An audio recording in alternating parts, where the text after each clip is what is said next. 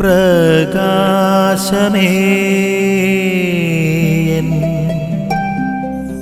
മിഴി തുറക്കുക വേഗം. ഈശോ മിശിഹായിലേറെ പ്രിയപ്പെട്ടവരെ, ദൈവരാജ്യത്തെക്കുറിച്ച് പ്രഘോഷണം നടത്തുന്ന ഈശോ മിശിഹ വയലിൽ വിത്ത് വിതച്ച് കൃഷിക്കാരന്റെ വിളയിടത്തിൽ ദുഷ്ടന്മാർ വന്ന്, ശത്രുക്കൾ വന്ന് കള വിതയ്ക്കുന്നതിനെ കുറിച്ച് പറയുകയാണ്. ഒടുവിൽ കൃഷിക്കാർ ഇത് വെട്ടി മാറ്റണ്ടേ, കളകളെ വെട്ടി മാറ്റണ്ടേ എന്ന് ചോദിക്കുമ്പോൾ അവ രണ്ടും ഒന്നിച്ച് വളരട്ടെ, അതിനുശേഷം സാവകാശം ഞാൻ അതിനെടുത്ത് മാറ്റും എന്നുള്ളൊരു ഓർമ്മപ്പെടുത്തൽ ഈശോ മിശിഹ ഇവിടെ നൽകുന്നുണ്ട്.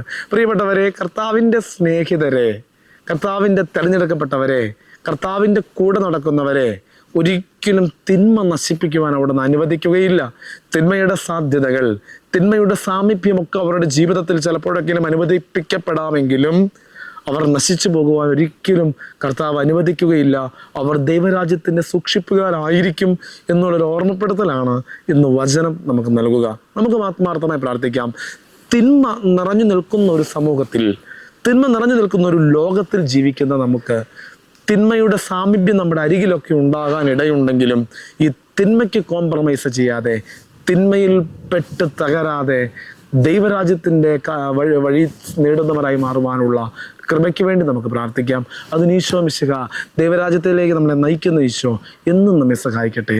ആമേൻ. നിൻ വഴിയേ നടക്ക